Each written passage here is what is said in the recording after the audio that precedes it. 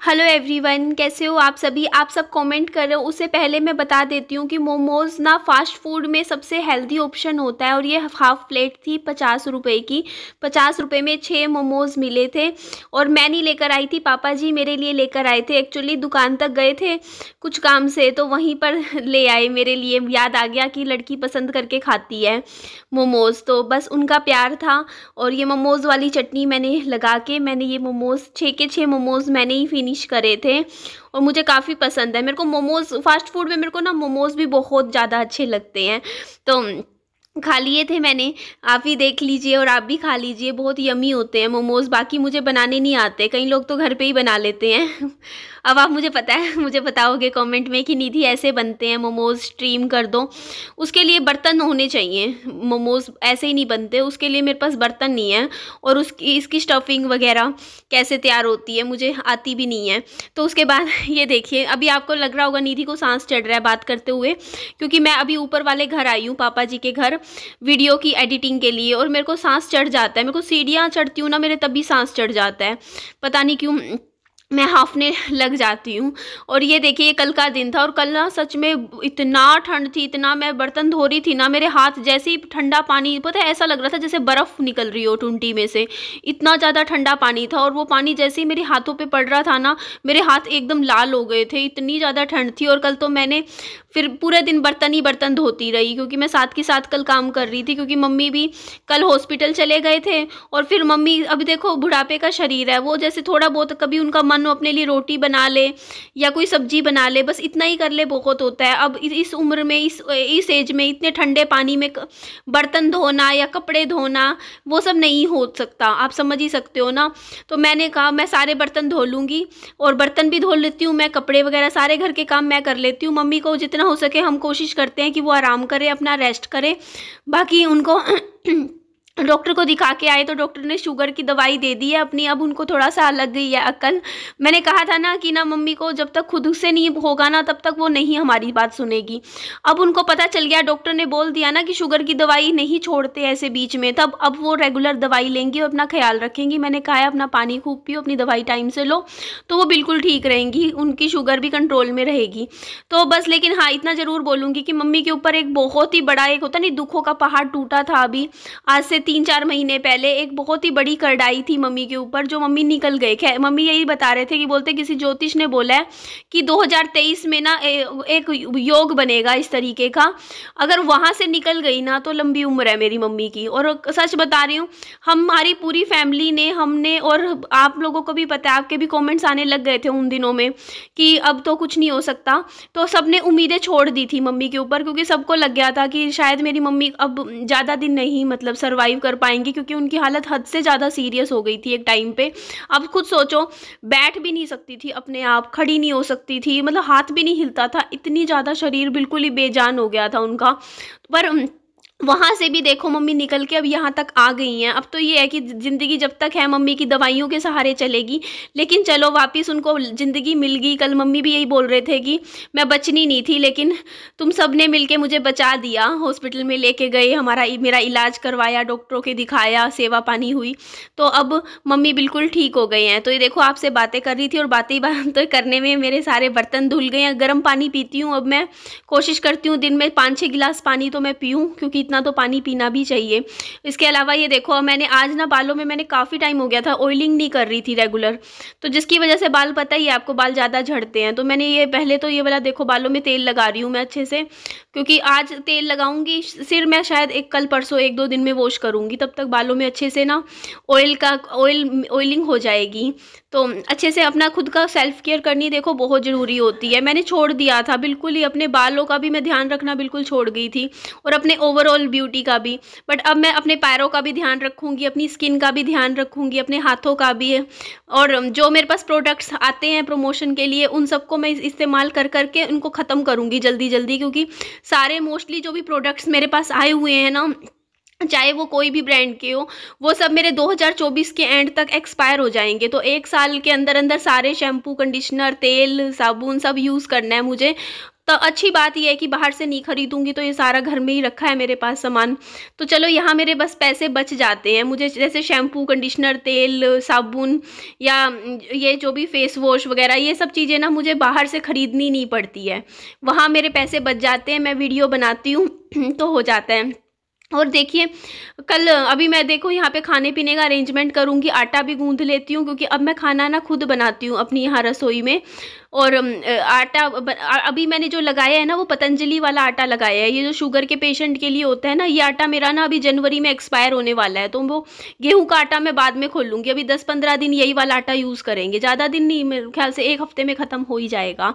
और कल आप लोगों के साथ मैंने लाइव में बहुत सारी बातें शेयर करी, तो आप लोगों के काफ़ी कमेंट्स भी आ रहे थे। आप मेरे से कुछ चीज़ें थी जो मतलब पूछ रहे थे कि आपकी शादी हो गई है क्या फिक्स्ड 2024 में, क्योंकि मैंने उसमें टाइटल में डाला था ना 2024 में मैं शादी करूँगी, तो उसमें आपके कमेंट आ रहे थे बार बार। तो देखिए मेरी हो जाएगी फिक्स्ड, क्योंकि जो मैं कहती हूँ मैं करती हूँ, मैं कभी अपनी बात से मुकरती नहीं हूँ। पहली चीज़, अगर मैंने फैसला ले लिया है कि हाँ मैं 2024 में ऐसा अपनी शादी करूँगी, और मैं लिख चुकी हूँ, देखिए मैंने लिखित में बोल दिया है आपको कि हाँ मैं करूँगी। और हाँ, अभी आप कहोगे कि क्या मैंने कोई लड़का पसंद कर रखा है, देख रखा है जो मैं इतनी कॉन्फिडेंट हूँ, तो नहीं, अभी तक नहीं देख रखा है। लेकिन अभी 3-4 महीने बाद में मैं थोड़ा सा ना इस बारे में थोड़ा सीरियस नोट पे सोचना शुरू कर दूँगी।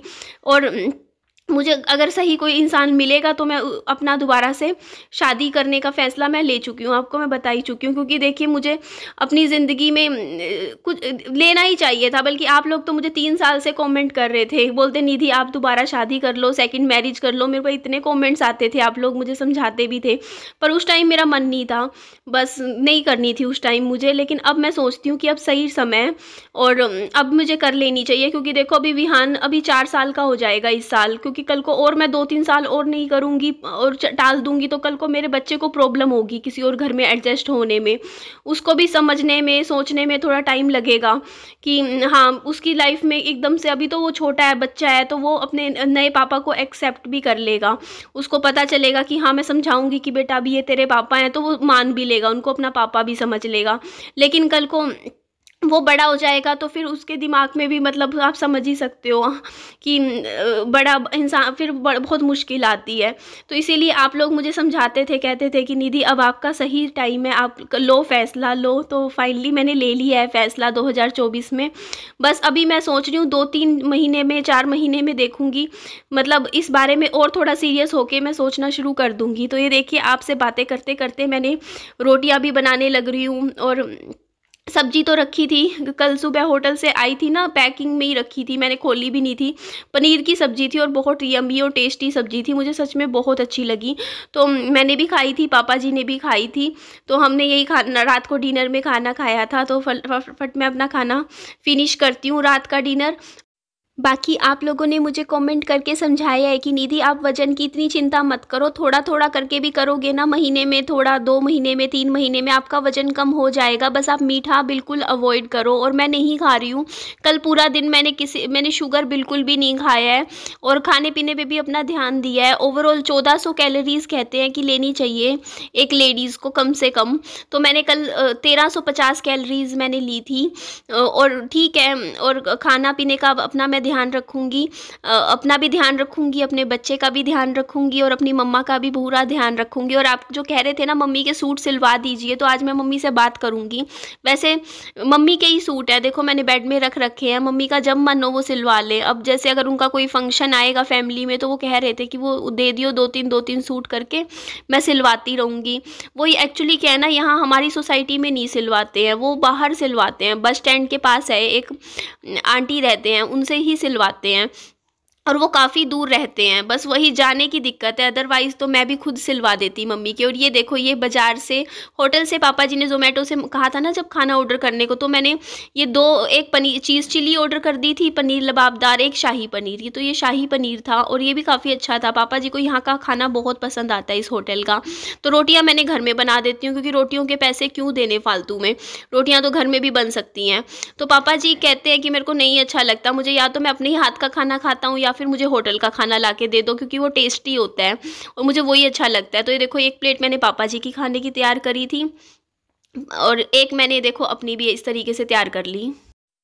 Good morning everyone. सुबह के 9:30 बज रहे हैं। एक्चुअली कल रात को मैंने 1 घंटा लाइव करी और मैं लेट सोई, 1-1:30 बजे तो मैं सोई हूँ। और फिर रात को पता है गर्मियों में मैं अच्छे से सो जाती हूँ, पर सर्दियों में क्या होता है ना, विहान की आदत है, जैसे वो सो रहा होगा ना, उसको कुछ भी नहीं चाहिए, मतलब वो एक रजाई क्या, एक पतला सा ब्लैंकेट भी ओढ़ के नहीं सो सकता। विहान शुरू से है इसकी आदत, वो फेंक देता है और रोता है। अगर मैं उसको कुछ भी जैसे रजाई उड़ा दूंगी ना, तो वो उसी वक्त फेंक देगा और रोना शुरू कर देगा।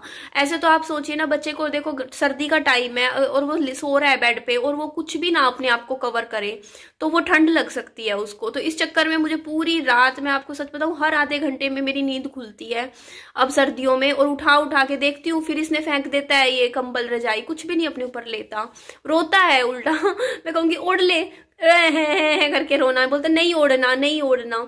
इसको पसंद नहीं है, इसको भार लगता है अपने ऊपर, कुछ इसके ऊपर लेटा लगा दूं तो उड़ा दूं।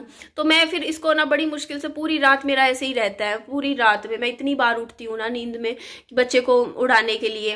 देखो जब छोटा था तब तो इसको पूरी रात तब भी जागना पड़ता था देखने के लिए, कहीं सुसु ना कर दिया और बाथरूम ना कर दिया और रात को। बट अब रात को बाथरूम नहीं करता, बिस्तर पे नहीं करता, ये रात को मैं इसको करवा देती हूँ सोने से पहले, उसके बाद सुबह ही उठ के करता है बाथरूम तो। बट अभी सर्दियों मेरे को जागना पड़ता है फिर भी बच्चे को देखने के लिए, क्योंकि देखो अभी ये पीक टाइम है। अगर इस टाइम बच्चे को ठंड लग गई ना, क्योंकि जनवरी की ठंड है, जनवरी फरवरी 2 महीने की, बच्चे को बचा के रखना ठंड से बहुत जरूरी होता है, वरना देखो बहुत परेशानी हो जाती है। मैंने भी झेली है बच्चे के साथ फिर हॉस्पिटलों में बहुत। और बच्चा बीमार हो जाए ना, तो मेरा खुद का ऐसा रहता है, अगर विहान को कुछ हो जाए ना, तबीयत खराब, मेरा मूड खराब रहता है। अब ये कुछ खाता नहीं फिर बीमारी में, और फिर मेरा भी अंदर से मन खराब हो जाता है। तो इसीलिए मैं सोचती हूँ मेरी खुशियां विहान की खुशियों के साथ जुड़ी हुई है, इसीलिए बच्चे का पूरा ध्यान रखना जरूरी है, ताकि वो स्वस्थ रहेगा, हेल्दी रहेगा, तो मैं भी अच्छे से मन लगा के काम कर सकूंगी।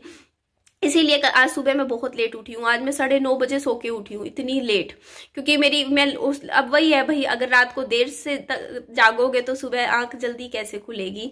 लेकिन मैं बीच में उठ गई थी 8 बजे, विहान को दवाई दी, फिर 1-1.5 घंटा फिर सो गई मैं दवाई देके। तो ठीक है जी, थैंक यू। बाकी देखो अभी इस टाइम मेरे को जहां तक लग रहा है ना कि यूट्यूब पे ना कुछ, यूट्यूब का एल्गोरिथम की वजह से कुछ दिक्कत आ रखी है मेरे साथ, कि मतलब मेरी जो वीडियोस है ना, अब आप कल की लाइव देखोगे ना, कल की नॉर्मल रात की लाइव थी मैंने जो रात को करी है, बल्कि जब उस टाइम तो हमारी ऑडियंस एक्टिव भी नहीं होती है और फिर रात को सो जाती है मतलब ऑडियंस, उसके बावजूद उस वीडियो पे 25,000 व्यूज आ गए सिर्फ 9 घंटे में। और मैं वीडियो जो दिन में डाल रही हूँ उस वीडियो पे आ रहे हैं इतने कम व्यूज, तो इसका मतलब कुछ ना कुछ यूट्यूब की तरफ से कुछ ना कुछ गड़बड़ तो है। मतलब ऐसा तो मुझे समझ में नहीं आ रहा, क्योंकि देखो अब 25,000 व्यूज आ गए, लाइक देख रही हूँ 40-45, तो ऐसा भी नहीं होता है। अगर चाहे आप कितना भी सोच लो, अगर इतने व्यूज आ रहे हैं तो लाइक कम से कम भी 200-300 तो होते हैं। तो वो चीज भी मेरे को नहीं समझ में आ रही कि चक्कर क्या है, कि कभी तो यूट्यूब जैसे मतलब लाइव को मतलब इतना मतलब सर्कुलेट कर रहा है, कभी जैसे वीडियो है उसको सर्कुलेट ही नहीं कर रहा है। क्योंकि मुझे जहां तक लगता है ना कि अभी कुछ दिनों से दिक्कत आ रही है, मेन तो दिसंबर तक भी ठीक चल रहा था, मुझे नहीं समझ में आ रहा। लेकिन प्लीज अगर आप लोगों को मेरी वीडियो की नोटिफिकेशन नहीं मिल रही है तो आप वीडियो को ना यूट्यूब पे निधि की दुनिया लिख के सर्च करके वीडियो देख लीजिए कुछ दिन, कुछ टाइम। मेरे ख्याल से ये दिक्कत ना जनवरी में और फरवरी में 2 महीने तो रहेगी। हो सकता है उसके बाद मार्च में थोड़ा बहुत ये ठीक हो जाए। बाकी हाँ, ये बात सच है कि देखो फिर अगर व्यूज नहीं आते तो कहीं ना कहीं मोटिवेशन नहीं रहता। मेरे को ना हमेशा मेरे को ये था कि अगर मेरे जब 10,000 व्यूज भी आते थे ना, तब भी मैंने कभी अपने आप को ना डीमोटिवेट नहीं किया। मैं तब भी दिन की 3 वीडियो लाती रहती थी कि चल कोई बात नहीं, 10 भी आ रहे हैं तो दिन के 30,000 हो जाते हैं व्यूज, 10-10 करके। बट अब तो बिल्कुल ही देखो ना, इतने कम व्यूज मेरे कभी भी नहीं गए लाइफ में, कभी मेरे पिछले 3 साल में कभी इतने व्यूज डाउन नहीं गए जितने अब एकदम से चले गए, बिल्कुल ही 5-6 हजार वे। मेरी इनकम नहीं बनती फिर। अब आप सोचो एक वीडियो से जब बन रहे हो 200 रुपए, तो बंदे का भी मतलब होता ही है कि दिन का 3-3 वीडियो डाल के बंदा 500-600 रुपए कमा रहा है, तो बहुत डिमोटिवेट हो जाता है इंसान। तो आप लोगों के लिए मैं इतना बोलूंगी कि थोड़ा सा जनवरी फरवरी मार्च 3 महीने कोशिश कीजिए कि मेरी वीडियो को सर्च करके देख लीजिए, या फिर देख ही लीजिए किसी तरीके से भी आपको समझ आए। क्योंकि देखिए मेरे ऊपर भी देखिए बहुत मतलब होता नहीं है कि मैंने बताया है कि मेरा हाथ ही निकल चुका है, बस पूछ रह रही है, बस इस पूछ को भी निकलवा दीजिए जल्दी से, मेरा ये लोन खत्म करवाइए ना। बस 1 लाख का लोन है, उसके बाद रजिस्ट्री करवा दीजिए ताकि मैं भी फ्री हो सकूं और मैं भी अपनी लाइफ की फिर न्यू बिगनिंग कर सकूं। मैंने कहा है ना, तो मैं झूठ नहीं बोला है, मैंने सच बोला है कि मैं एक बार मेरा ये सारा कर्जा खत्म हो जाएगा और थोड़ा बहुत फाइनेंशियली ठीक हो जाऊंगी, उसके बाद मैं अपनी लाइफ को सेकंड चांस दूंगी। और आप लोग कहते हो ना कि कुछ नया कंटेंट नहीं आता, नया नहीं आता, तो फिर तो आ ही जाएगा ना नया कंटेंट। फिर मैं अपनी शादी का कंटेंट ले आऊंगी वीडियोस में आज से कुछ महीनों बाद, जब मेरा ये लोन खत्म हो जाएगा। तो आपको फिर तो इंटरेस्ट आएगा ना मेरी वीडियोस देखने में। आप देखोगे ना कि हाँ निधि की शादी हो रही है, निधि की शादी की शॉपिंग चल रही है, निधि नए घर में जाएगी बच्चे को लेके, ये सब चीजें फिर तो आप देख ही लोगे। तो अभी अगर आप चाहते हो कि हाँ ये सब चीजें आए यूट्यूब पे, अगर जल्दी चाहते हो जल्दी आए ये सब चीजें, तो मेरा लोन थोड़ा जल्दी निकलवा दीजिए, क्योंकि जैसे ये लोन खत्म होगा फिर ये सब चीजें लाइफ में आ ही जाएंगी। तो आप लोगों से यही कहती हूँ इसीलिए कि अगर आप ऐसे डिले करोगे, 5-5 हज़ार व्यूज देगा, तो अगले 6 महीने भी ऐसा मेरी लाइफ में कुछ नहीं हो पाएगा। फिर तो मैं बस लोन अभी बस आप समझ ही जाइए। तो आप चाहे, आपके ही हाथ में है, कहते हैं ना कि आप लोग ही भगवान हो, जनता ही सब कुछ है। तो आप लोग अगर मेरी वीडियोस को प्यार दोगे तो, और अगर अच्छे से प्यार दोगे तो हो सकता है 1 महीना 2 महीने के अंदर अंदर ही मेरा ये सारे मेरे कमिटमेंट्स पूरे हो जाएंगे। तो हो सकता है मार्च से ही मैं अपना शादी की तैयारियां शुरू कर दूंगी। वो सब आपके हाथ में है, मेरे हाथ में नहीं है। अब मेरी शादी कब होगी वो आप लोग डिसाइड करोगे, और आपका प्यार डिसाइड करेगा। तो ठीक है जी, एंड करते हैं वीडियो का। मेरी वीडियो अच्छी लगे तो लाइक कीजिएगा, चैनल को सब्सक्राइब भी कीजिएगा, और दोस्तों में फ्रेंड्स में शेयर कीजिएगा। अपना खूब सारा ध्यान रखिएगा। Bye bye, take care.